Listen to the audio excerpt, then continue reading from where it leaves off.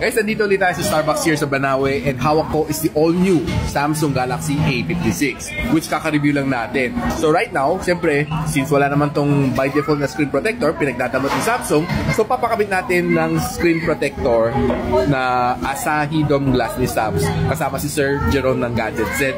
So tara, tirahin natin. So ito, Sir Jerome, take it away. Yes, sir. As is tape natin. Ayan, kailangan ng protection muna. So yan, lilinisin muna.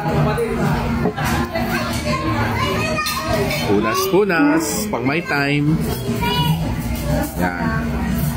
Pangtanggal ng libag. Oh. Ito na. Ang super glue ni Subs. Ano kaya design today? Why? Diretso siya, sir. Oh, kasi wala namang ultrasonic to eh. Yan. Dalawang tuldok? Hindi. Ay, hindi. Linya. Stickman. Okay. Yan. Yan. Sarili na siya lalapa.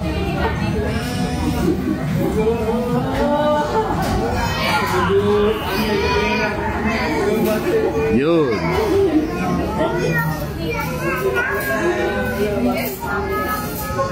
Dahan-dahan. I guess yan na.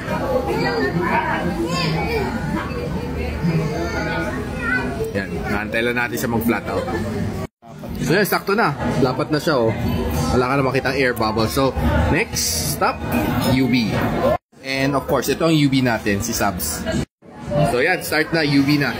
Antay tayo ng mga 2 minutes.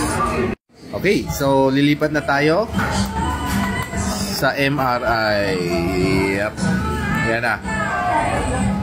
90 seconds. Yan. Antay tayo na 90 seconds. Countdown tayo.